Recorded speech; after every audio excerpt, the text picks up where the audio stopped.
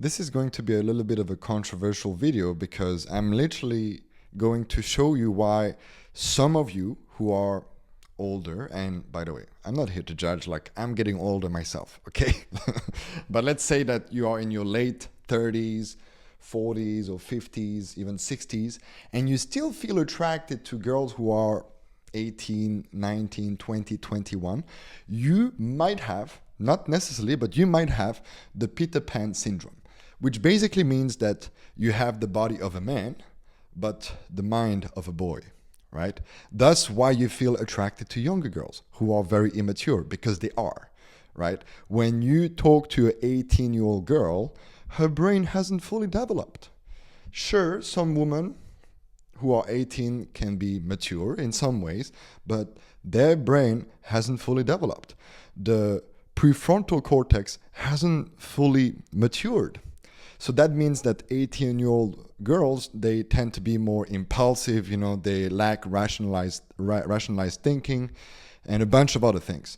So if you look at it from the perspective of like, okay, I want to have a long-term relationship, do you want to bet on a horse that has absolutely no experience, that might make a very impulsive move?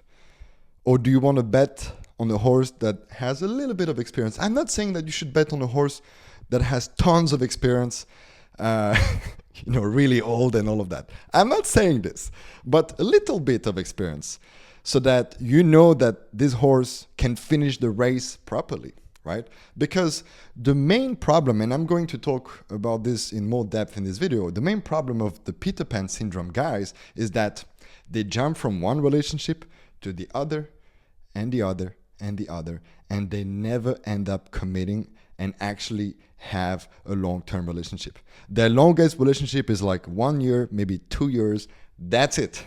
And I mean, 1 year is already good. Sometimes it's just a few months and then all gone. Now, quick disclaimer, because I know some of you right now are raising your eyebrows and like, oh, what the fuck is this shit? There is a difference between being attracted to physical beauty and being attracted to want a long-term relationship, okay?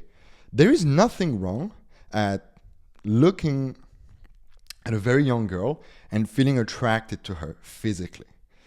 But if you want to have a long-term relationship with her, now we can talk, because there might be some fears underneath, some insecurities, some shadow, and you just don't realize it, right? Also, it is fair to say that wanting children with a younger girl is hardwired in our DNA. Okay, I've studied evolutionary biology. I get it. Like, there is something in our DNA that feels deeply attracted to younger girls. But at the same time, our DNA, our biology, can fuck us up sometimes, can make us do stupid decisions, right? So we don't always have to trust that and rely on that. And last thing, and I already said, not all older men who date younger girls have the Peter Pan syndrome, okay? Just like not all the younger girls are totally immature. Some younger girls are already very advanced, very conscious and all of that. So I'm not here to generalize everything. I'm just explaining a very specific pattern, okay? So please, don't start to write hateful comment like, oh bro, what the fuck is this shit? Because I always get these things when I make this kind of videos, and it pisses me off because it's like, this is not what I'm talking about. I'm talking about a very specific pattern. So please stay with me here, okay? Now, how do we recognize if we have the Peter Pan syndrome? Super simple. The main thing that a man experience when he has the Peter Pan syndrome is commitment issues. Like I said, you meet a girl, you connect with her, you have a great chemistry, you start to have sex with each other, all great. And after a few months, it fades away. Maybe you have some drama. Maybe you don't feel the connection anymore. Maybe you're still dating other girls, right? And basically, you break up. And then you come back out there, meeting girls. And again, same story, right? And it keeps on happening. And I know guys that are in this situation for years on end. And they are in their 30s, 40s, 50s, still chasing girls because they're not capable of committing to a woman. Because commitment takes responsibility.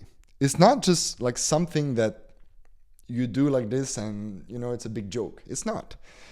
Also, a Peter Pan man tend to feel lost, right, in his life. He's a little bit lost. And the interesting thing is, because he's lost, he wants to feel a little bit important with this younger girl, so he acts as a teacher to her, right? He's teaching her some things, and of course, because she's young, she's receiving it, which is kind of interesting because these younger girls that the Peter Pan man attract usually have daddy issues, which is why they seek this father figure, right?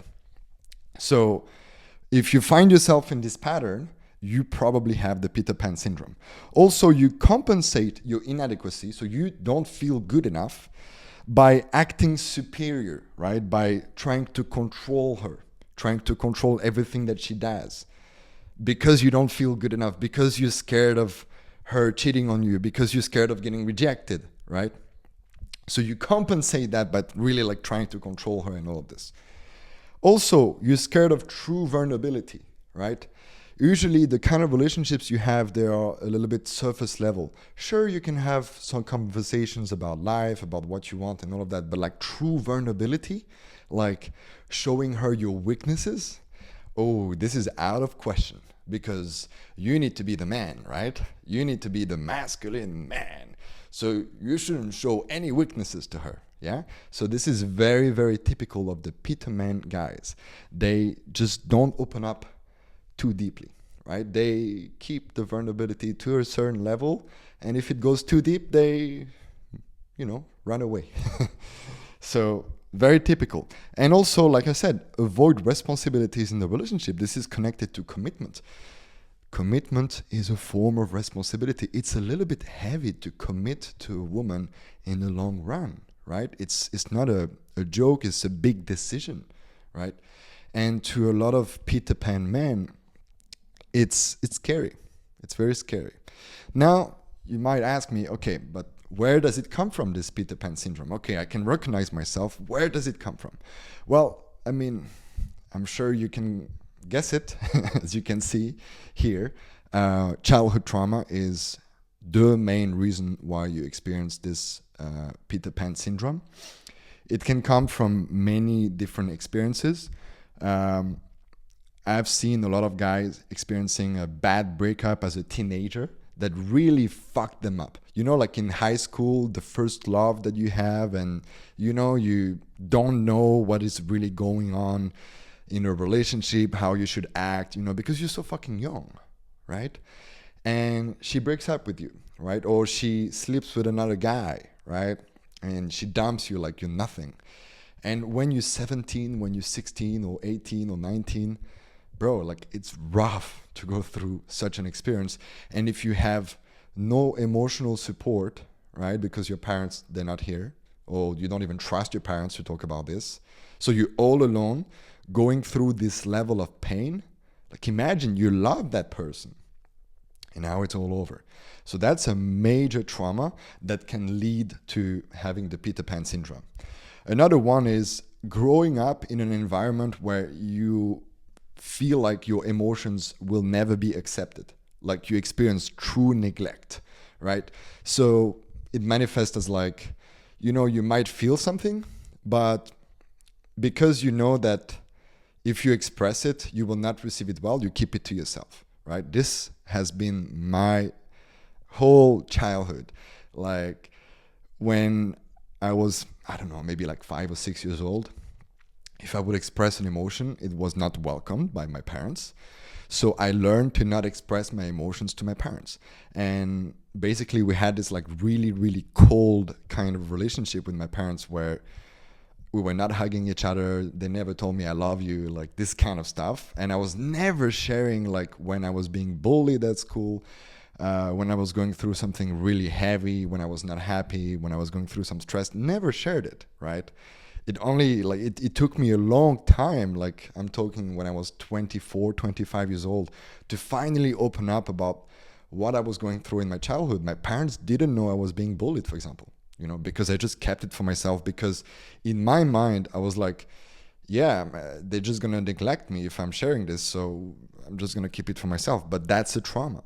That's a trauma for children, because he needs to feel seen. He needs to feel understood. He needs to feel like safe to just be himself, right? To express whatever he wants to express. And sometimes he has to express his emotions. That's a child, right? So of course he needs to express that. Also, I mean, I literally talked about it. Facing rejection or bullying at school. I mean, obviously, like, if you're 10 years old or 11 years old and you experience bullying, it's going to have an impact in your system, in your brain, in your nervous system, and it's going to fuck you up in some ways. It's going to create a trauma. And from that trauma, you develop patterns, and one of them can be the Peter Pan syndrome, right? Which is kind of interesting because when you look at it logically, it doesn't connect, right? But it's a very terrifying experience to go through rejection or bullying at school. And a last point, it's not just this, by the way, I'm trying to generalize here. There's definitely more points we can go deeper, right? But also another childhood trauma that can happen is having an overprotective mother, pretty self-explanatory, or an absent father, right? So absent father doesn't mean that he was working constantly. That can be, but also he can be emotionally absent, right? Like he's just too much in his head and he's just not there with you. He's not in the present moment with you. And that's a trauma, right? So there's so many ways you can experience childhood trauma that leads you to have the Peter Pan syndrome. So now you might be wondering, well, I have some of these traumas, I have some of these patterns of the Peter Pan syndrome, but what is the connection between the two? So let's take the example of you lacking commitment, you lacking this ability to open up, to be truly vulnerable. Why are you scared of being vulnerable? Why are you scared of committing to this woman? It's usually due to a fear of getting rejected, maybe not wanting to be alone, or not feeling good enough. And this very exact feeling comes from trauma, right? You experienced not feeling good enough with your mother when she was being overprotective, right? She didn't make you feel valued. You experienced getting rejected when you went through that breakup as a teenager. And I could go on and on and on, right? And as a way to cope with the pain, because you didn't know how to cope with the pain, you developed defense mechanism to avoid getting hurt again. And lacking commitment is an amazing way to cope with the pain, because at least you don't get to go too deep, because going too deep means also getting hurt a lot. There's the possibility. Just like if you open up and be super vulnerable, there's the possibility of getting hurt. And that's why you have this mechanism. It's just to protect yourself. Okay, now you know that you have the Peter Pan syndrome and that you feel attracted to these younger girls, but you always end up having dysfunctional relationship. What to do? Well, the solution is not going outside, meeting more girls, and hoping to find the right one. Because the problem is your frequency is such that you attract the wrong woman, right? So sure, all these younger girls, they are really beautiful. You know, the skin is so smooth. You know, you feel so attracted physically. But if you're someone who is a little bit mature in a sense of relationship, you know that physical beauty is not permanent. You know, even if you start dating an 18-year-old girl, in 10 years, she will be 28. And then what? You're going to dump her, you know, and go attract the other 18-year-old girl? No, you will not. That's just plain stupid, right? I mean, a lot of guys do this. So the answer is internal work. It's the only way. If you want to break this pattern and actually start seeing things differently and attract different kind of women, you need to change yourself internally. Because the reason why you feel attracted to date these younger girls is because of an internal issue, right? Is because of a childhood trauma, right? So you have to deal with the childhood trauma itself. So first, you need radical honesty with yourself. First thing, You cannot do internal work if you're not ready to look at yourself in the mirror and be like, okay, I'm not good enough right now. I'm 30 or 35 years old and I'm not good enough right now.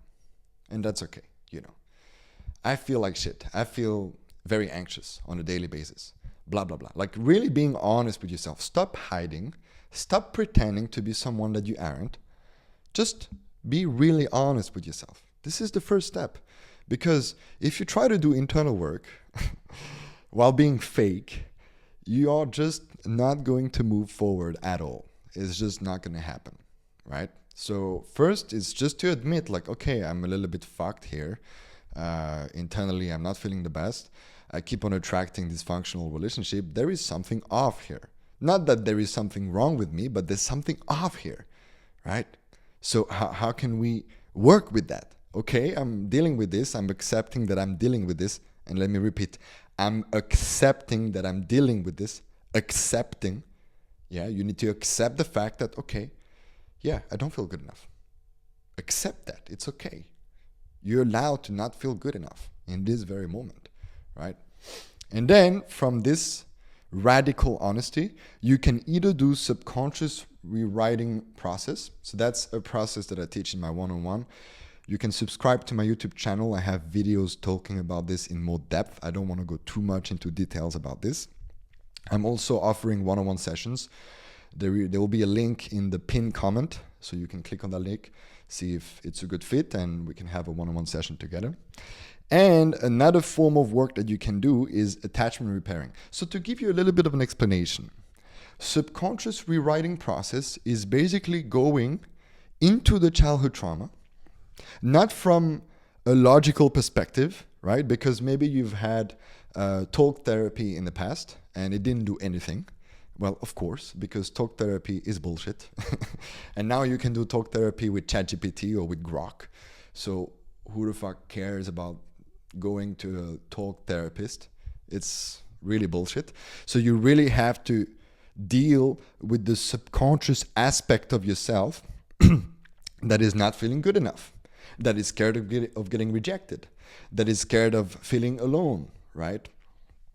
And when you get to the root cause of why you don't feel good enough, of why you're scared of loneliness, why you're scared of getting rejected, then you can rewrite the story of that by basically accepting the fact that you don't feel good enough, but also learning slowly but surely to feel good enough, right? To allow yourself to, okay, I can be enough without external validations. It's okay, it's safe to be rejected, right? But you don't learn this logically. You learn this through the feelings, right? Through the body. And that's the big difference. That's why the coaching that I do is very shocking for the new guys that come in, because some of them have done years of therapy and then they just jump in one session and they're like, what the fuck is this? I never experienced such a thing. And it made no sense logically, right? Because we went into the feeling of not feeling good enough rather than the logic of it, right? So that's one way to work with it. Or you can do the attachment repairing, which is kind of the opposite, where you don't focus on the negative. You just focus on the positive aspect, like feeling good enough, feeling safe, feeling seen, feeling heard. And the more you focus on that, the more the neuroplasticity is at work, and it basically changes your whole like neural pathways and all of that to a point where you're fully healed, right? And you feel good enough because you've focused on it so much, right? So this requires like a daily practice of visualizing certain things, meditating, like a very specific meditation, to start really feeling good enough, really feeling safe in your body, right? Feeling like, oh, I'm protected, I'm understood, I'm seen, I'm valued, right? I'm enough, all of that. And again, not logically, through the feelings. Because I am sure that you logically understand that you should feel good enough, but yet in your body, it doesn't feel true. And that's because of the subconscious, right? That's why when you do this kind of internal work, it's through the feelings, right? Through the emotion, not the logic. I know many guys who understand all their traumas and they still deal with the shadows, with the insecurities and the fears. And that's because they haven't done the work through the feelings, right? And sometimes it can be difficult because your whole body is numb, right? You're so much in your head, overthinking and all of that, that the whole idea of like feeling what is happening in your body is almost impossible. But that's a journey in itself. It's really possible, yeah?